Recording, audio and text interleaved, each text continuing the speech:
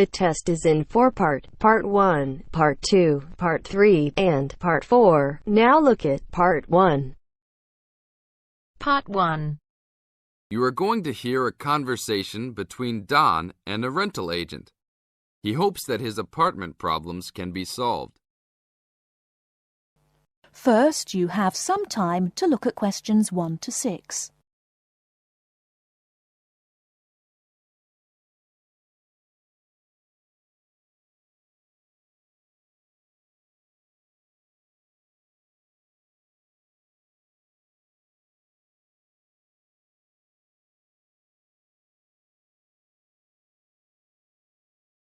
We shall begin.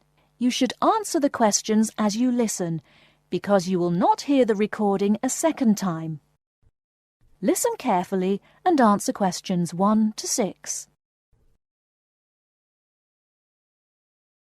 Good morning. I am a rental agency. How can I help? Oh, hello. I'm ringing about some problems I'm having with my apartment. Yes, of course. If I can just get a few details first. What's your name? Don Chester. How do you spell that? Chester. Okay. And the address? Apartment 4, 18 Ruby Lane. Ruby Lane. And that's in Newbridge. Oh, yes. I know the one. Could I ask how long is the lease? It's for a year. And you moved in on? Last week, on 24th May. Good, thanks.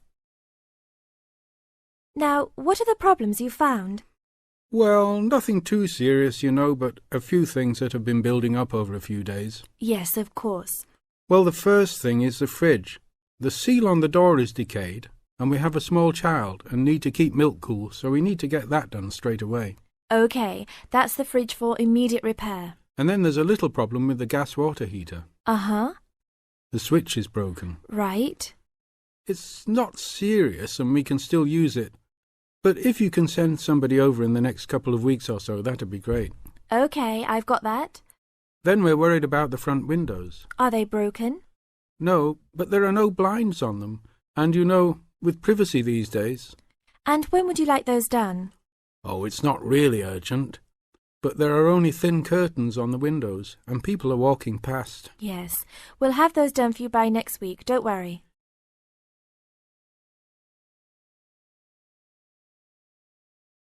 Before you hear the rest of the conversation, you have some time to look at questions 7 to 10.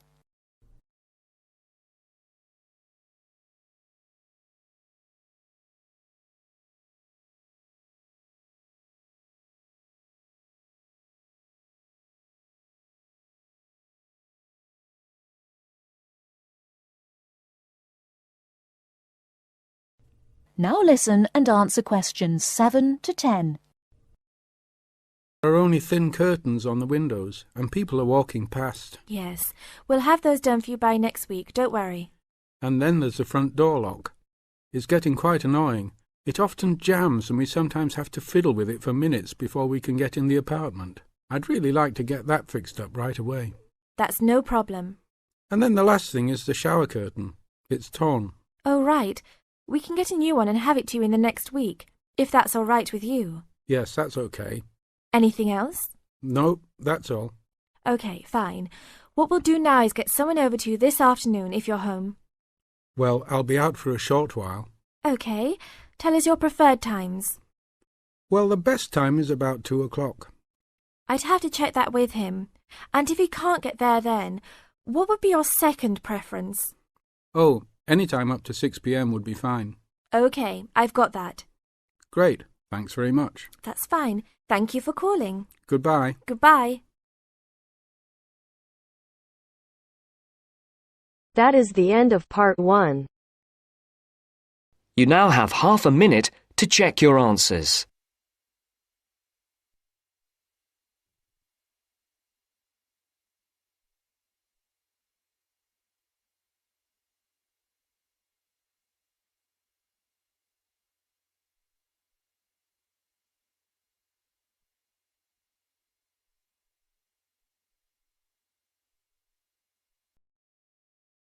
Now turns to Part 2.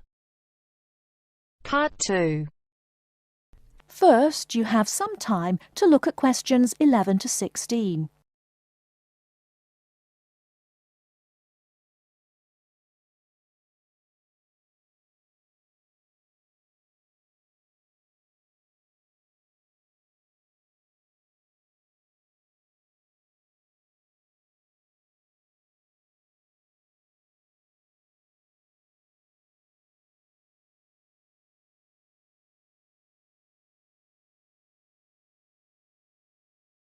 Now, listen carefully and answer questions 11 to 16. I'm here today with Helen Warner, who has been a vegetarian for many years and is going to talk a little about vegetarianism. Helen, the concept of vegetarianism seems to have interested a number of our listeners, who have sent in some questions. To begin, what made you want to become a vegetarian? Well, when I was 16, I had friends who were vegetarian and they introduced me to the idea. My parents were typical of their generation and ate meat at least 3 or 4 times a week, so I didn't really think about it too much until a few years later. It was while I was at university that I really thought about it and decided that it was unfair to eat meat when there are so many alternatives available. Is there anything you miss about not eating meat? No, not really. As I said, there are so many substitutes available these days, perhaps the most important of which comes from the soya bean. Soya is so versatile and is the staple substitute for most vegetarians. So what about the nutritional value of vegetarian food? Isn't it true that there are some vitamins that you can't get from soya or vegetables alone?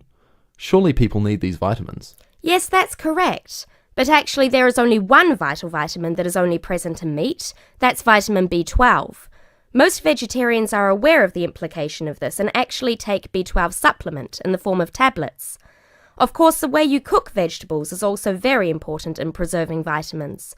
Many countries, particularly the UK, have a reputation for overcooking vegetables. Water-soluble vitamins, where the vitamins are dissolved into the water, are often lost. Vitamin C is a common example. However, the loss of vitamins can be avoided by microwaving or steaming vegetables, which is what I do whenever I cook. Some people don't want to change their cooking habits too much, so if you do boil them, simply cut down on the cooking time. So a vegetarian diet is fairly healthy then? Oh yes.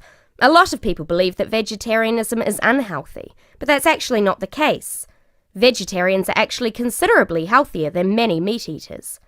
Consider for a minute the health aspects of the incredible amount of meat this country and others like it consume. The statistics for beef eating, for example, are quite frightening. The world figure for beef consumption is slightly less than 11 kilograms per person each year. Yet in Europe, the average consumption is nearly double that at 21 kilos per person. And in the USA, it is even worse, with the average person eating 44 kilograms of beef every year.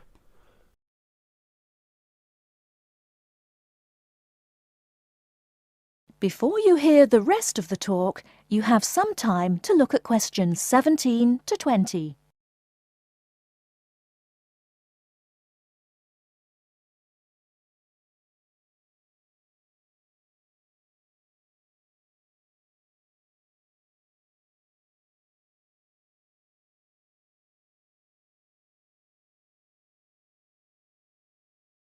Now listen and answer questions 17 to 20.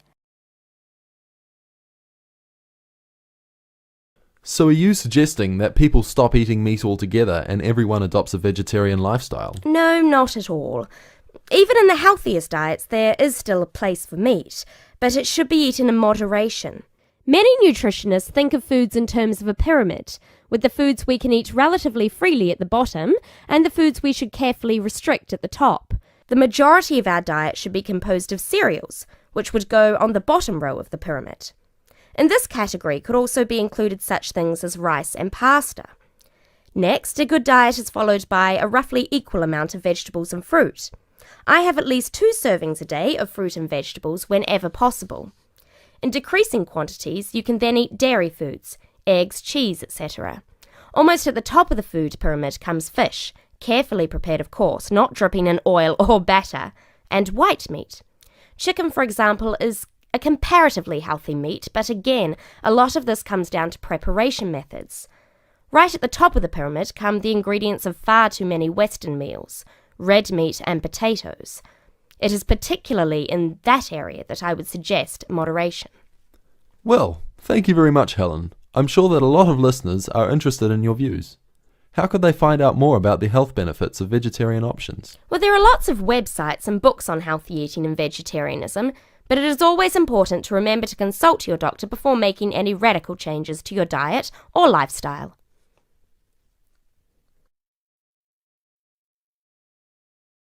That is the end of part 2. You now have half a minute to check your answers.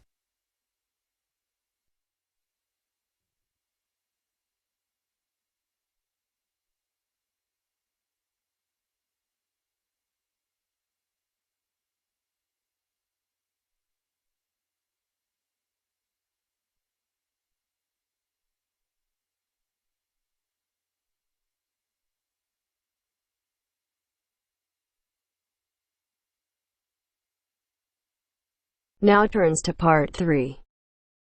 Part 3. Now turns to part 3. Part 3. You will hear a tutor giving some business students instructions about a finance project. First, you have some time to look at questions 21 to 26.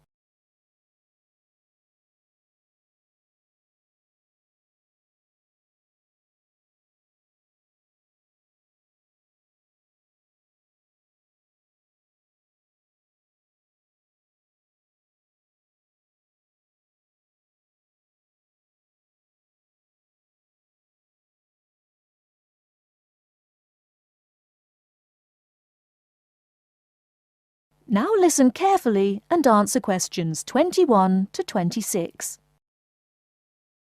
OK, can you quieten down, please?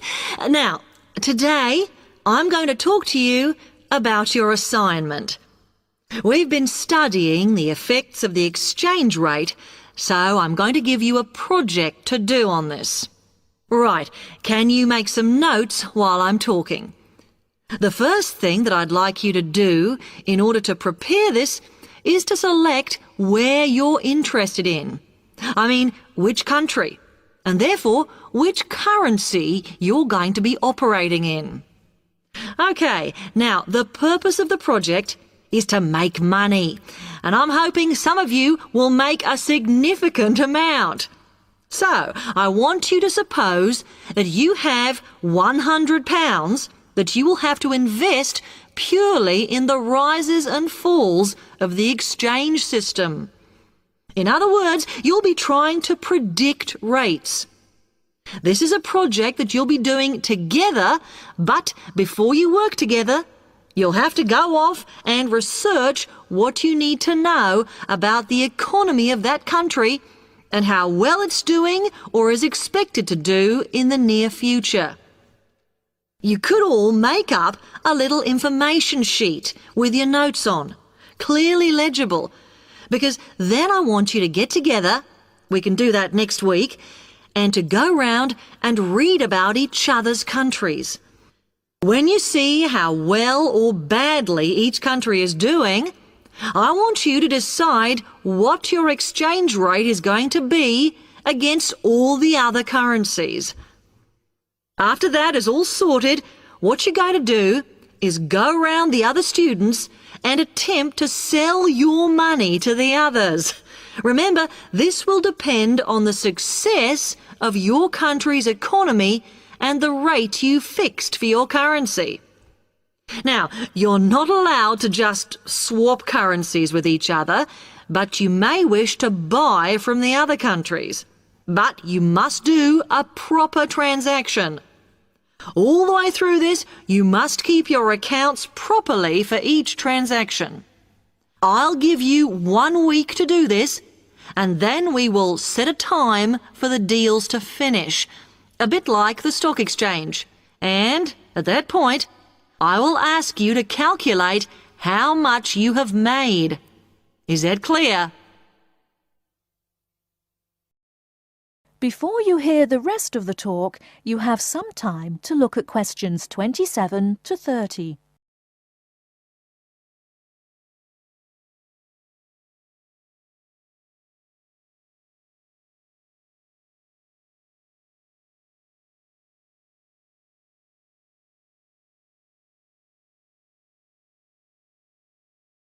Now listen and answer questions 27 to 30. Before you begin that, there are a few things I want you to read up on to prepare. You need to look at the economies of the UK's main trading partners. I don't mean all of them, because that would be over 80, but just the 29 principal ones. There are summaries in the last 3 books on the book list I've given you. And so that you can practice applying the criteria on assessment I gave you, I'd then like you to focus just on one sector across all the countries. The most common one across every country is farming. But as much agricultural produce is for domestic consumption, I'd like you to look at manufacturing. Then I would like you to do a detailed investigation of one particular aspect.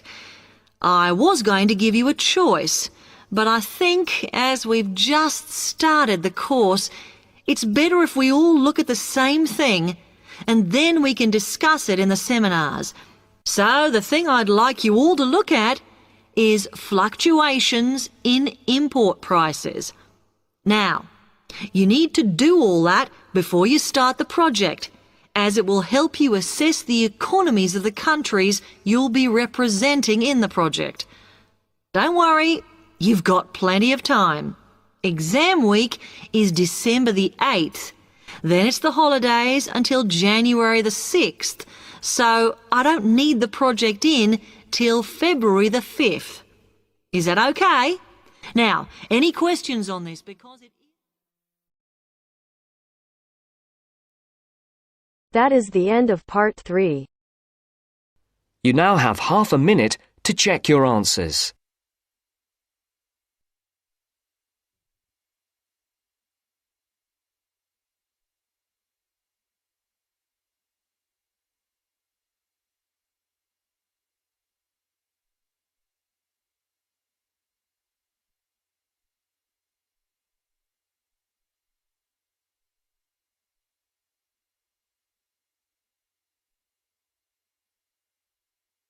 Now turns to part 4.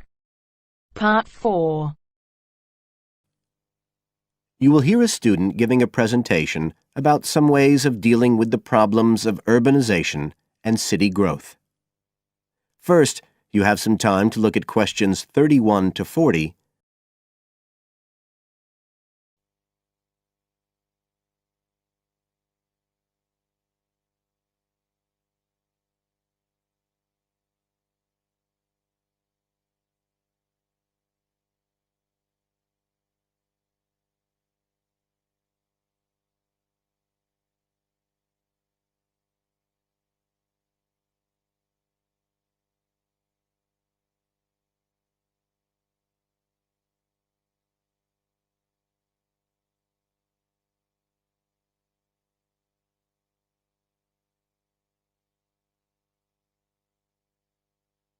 Now listen carefully and answer questions 31 to 40. Well, Adam's just been talking about some of the problems that have resulted from the rapid growth of cities in the last 100 years. Things like housing, sanitation, crime and so on. For my presentation, I'd like to look at some examples of what cities are doing to try to solve some of these problems. As part of its Healthy City program, the World Health Organization, the WHO, has come up with a set of criteria for a healthy city. The WHO says that, amongst other things, a healthy city must provide a clean environment which is also safe. It mustn't be dirty or dangerous for its inhabitants. As well as that, the WHO says a healthy city has got to be able to satisfy its inhabitants' basic needs. That's all its inhabitants, not just the rich ones or the ones with jobs, everyone who lives there. A third criterion, is that it's got to have health services which can be used by all the inhabitants and which they can access easily. The final point's to do with local government. The WHO says this is something that the whole community should be involved in, not just a few powerful politicians or businessmen. So, a healthy city is not just a matter of avoiding illness, that sort of healthiness. It's the way that the whole city works together for the benefit of its population. OK, so what I'd like to do now is to look at some projects in different cities around the world where cities have tried to meet these criteria, to make their cities healthy ones.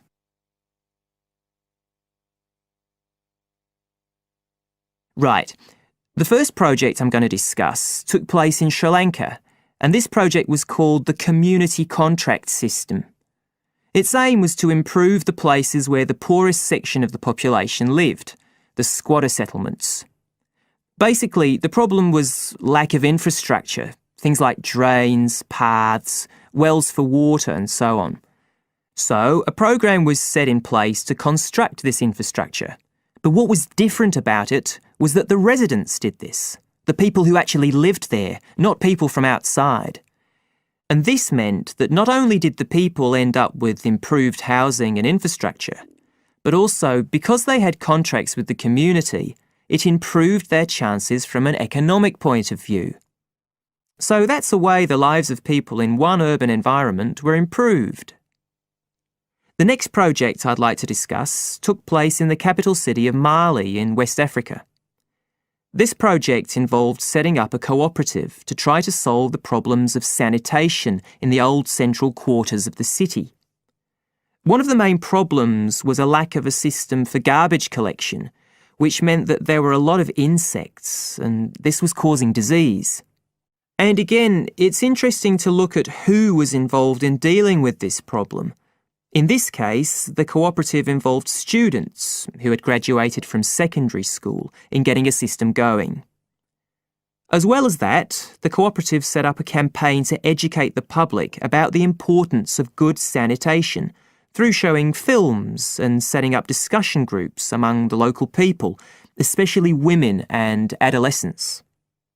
And the outcome was an increased environmental awareness, which led to changes in household behaviour, as well as improved living conditions. OK, the third project was in Egypt, just outside the capital, Cairo, which is a city that's grown very rapidly in the last few decades. This project was based in a women's centre in a poor area called Makatam. The aim of the project was to support girls, young women from the area from poor families. So these were women who had no education. They'd never been to school, so they were totally illiterate, and they had no chance of getting jobs.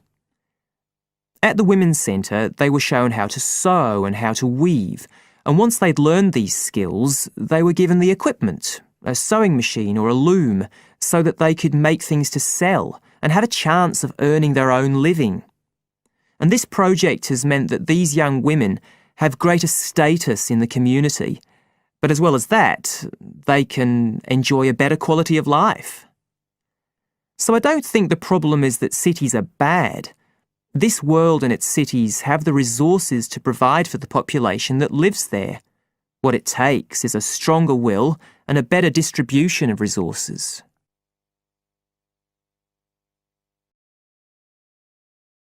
That is the end of part 4. You now have half a minute to check your answers.